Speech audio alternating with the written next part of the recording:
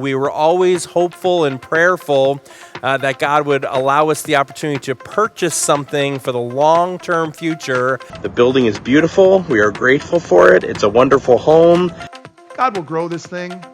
We want to do cool lights. We want to have a really cool big screen. We want to have great sound. We want to have an awesome worship team. We want to have great preaching. We want to have an unbelievable facility for kids and youth and all these incredible things that we have already here. I mean, isn't it amazing what God has already done through here? Like with all the physical stuff? The crazy with the grand opening weekend last Sunday, which was epic. It was amazing. It was just everything I hoped it would be and more. But 2 weeks ago, we had 21 people baptized. We don't deserve that. We don't deserve to have 21 people say yes to Jesus. God is doing that. That's not Pastor Greg. That's not Pastor Dave. That's not Pastor Brant. That's not Pastor Chris. That's not Pastor Jeff. That is God moving in people's lives saying, I'm going to be obedient because I love God more than what anybody else thinks.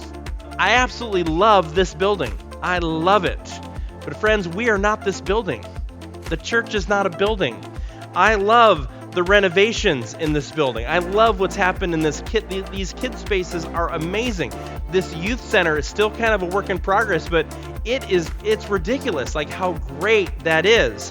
But we are not paint, and we are not chairs, and we are not lights, and we are not LED walls. A church building is not a landing zone, it's a launching pad.